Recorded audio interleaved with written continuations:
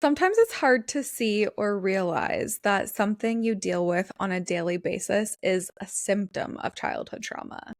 It could be you don't know what you don't know, or it's something you've lived with for so long that you don't realize that things could be different.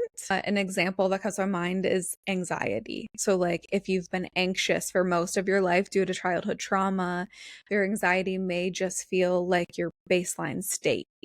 So, in the name of bringing awareness, like you were mentioning at the beginning, to these potential symptoms, can you share with us common ways that childhood trauma can affect our adult lives and how it might actually appear in our life? Wow, what a great question. The first thing that comes to mind for me was my relationships.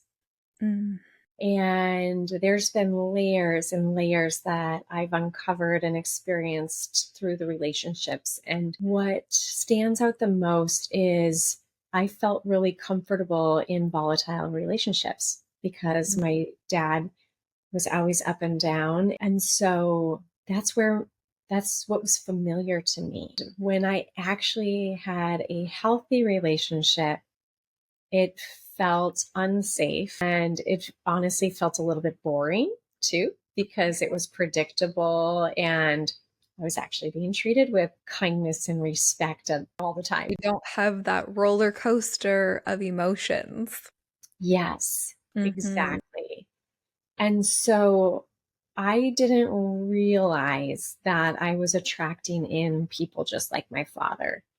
One of my favorite jokes is they say we attract in our parents so we can heal the patterns and the family lineage and energy and stuff like that. I'm like, why couldn't it have been somebody like George Clooney for me or for you younger people there? I'm sure there's somebody more famous that I'm just not aware of. But I always laugh like, oh, great. I got to date my dad over and over and over again. But the volatility of the relationship, it was familiar. That's something that I've learned too, is just because something's familiar doesn't mean it's right. That is something I always lean into as well. Is like, where am I leaning into something just because I know it? I would say some other things for me specifically.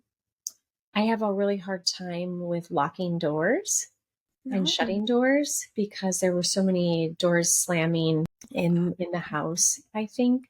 And Mm. so I'm always very gentle in closing a door. I'm still working on that one, to be honest. Not that it has a tremendous effect on anybody but me. And even me, it's pretty subtle, which is why I probably haven't spent too much time working on it. But it's noticeable. The other thing about doors for me is I always have to lock the front door because my dad would break into our house a lot. So when my partner is looking at me like, why are you locking the door? Fortunately, my partner now, he's great and he gives me the curiosity and the compassion and really wants to understand why I do things, which is so great. Whereas I've had partners before that really kind of insulted me or joked with me about it. And that just doesn't feel great. Those are a couple for me. Another quirk that I have discovered is I always have to have my back to the wall. So if I'm in a Mm. restaurant, I have to be able to see what's coming at me. And